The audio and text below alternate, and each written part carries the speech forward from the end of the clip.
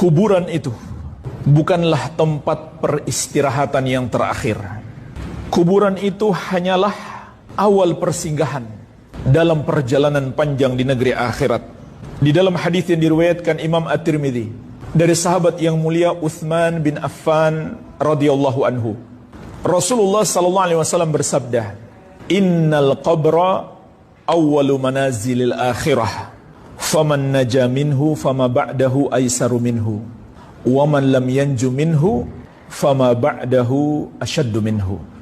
Sesungguhnya kuburan itu adalah persinggahan yang pertama dalam perjalanan di negeri akhirat. Maka barang siapa yang selamat dikubur, perjalanan berikutnya semakin mudah. Dan barang siapa yang tidak selamat dikubur, maka perjalanan berikutnya semakin berat. Kemudian Nabi SAW mengatakan, "Ma ra'aitu manzaran qat illa wal qabru afdha minhu." Tidaklah aku melihat suatu pemandangan yang mengerikan kecuali kuburan itu jauh lebih mengerikan darinya. Jadi jamaah sekalian, semua yang pernah kita dengarkan, semua yang pernah kita lihat di dunia ini, sesuatu yang mengerikan itu tidak ada apa-apanya dibandingkan pemandangan di alam kubur, tentu bagi orang yang mendapatkan siksa kubur. Oleh karena itu jamaah sekalian, di dalam hadis ini juga ada peringatan terkait ucapan yang menyelisihi akidah. Ketika ada orang wafat, mereka mengatakan dia telah kembali ke tempat peristirahatannya yang terakhir. Ini ucapan menyelisih akidah.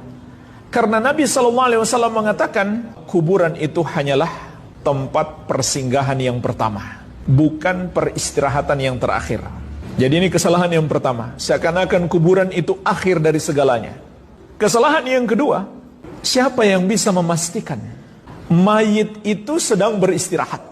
Justru malah yang terjadi bisa saja sebaliknya. Di alam kubur hidupnya lebih menderita. Jadi rugi sekali seseorang itu.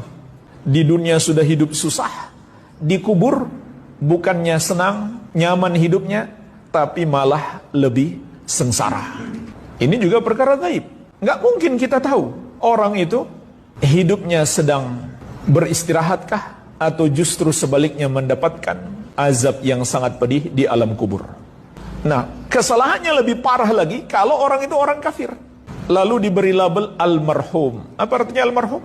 Yang sudah dirahmati, padahal orang kafir, yang sudah Allah pastikan, sebagaimana akan kita bahas insyaallah ta'ala, dia adalah termasuk penghuni neraka dan dikubur dia mendapatkan azab yang sangat dahsyat.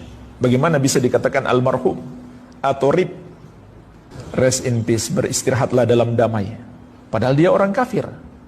Kalau dia muslim pun kita nggak bisa memastikan apakah ibadahnya diterima oleh Allah atau tidak. Kita nggak tahu. Bagaimana bisa kita katakan dia sedang beristirahat dalam damai?